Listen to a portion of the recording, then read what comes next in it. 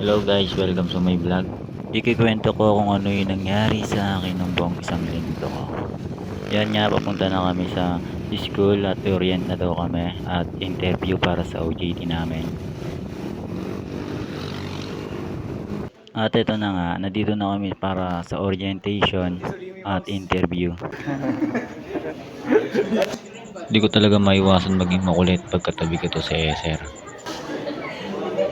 Di niya alam na binibidyohan ko siya. Tuwan-tuwa pa siya. Okay, matagal yan. So, uusap muna tayo. Sir, sir.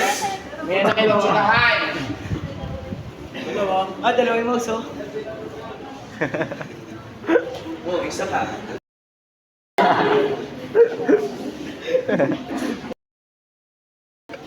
Okay, punta muna tayo sa buuan. Shoutout ko na rin si Lip Crab. Una, planning. Yan nga, inaantok na si Ante. Naku po. Pangalawa, paano i-implement or yung execution, no? And then last is the feedback, no? Tama ba yung ginawa ng company? Okay. At pagtapos namin na sikasuhin yung mga documents namin para sa OJT, pumunta na nga kami at nagsimula. Day 1. At ito na nga ang day 1 ng aming OJT. Magkakasama pa kaming apat niyan.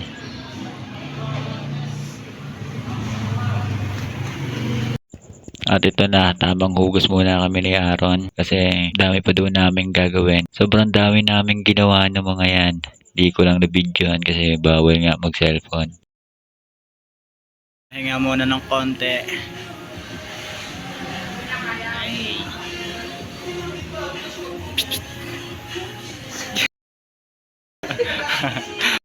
At ito na, pauwi na kami ng mga oras na tayo. Siyempre kumain muna kami bago umuwi.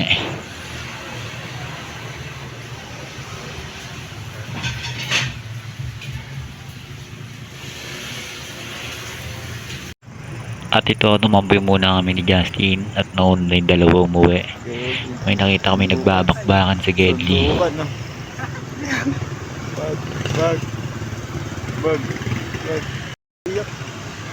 Bag. Naaawa na ako sa sinusuntok ng nakaputi kasi feel ko pagod na siya. Di talaga siya tinatanta ng nakaputi.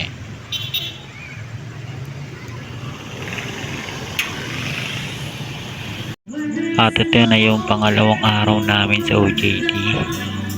Kasama ko na si Ryan yan, kami dalawa lang. Yan nga, syempre, wala namin ginagawa palagi, naghuhugas kami. Kung napansin nyo, hindi namin kasama yung dalawa kasi naka-schedule kami, dalawa-dalawa lang muna daw. At sa mga araw na to, ang dami namin ginawa. Feel ko antok na si Ryan kasi nakikita ako sa mga reaction niya at mga ginagawa niya.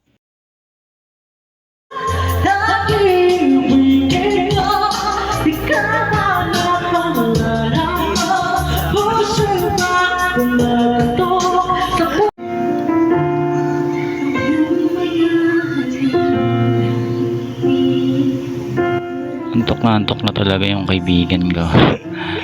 So hanggang dito na lang muna ang aking vlog. Hanggang sa susunod na araw magbablog ulit ako. Panoorin nyo.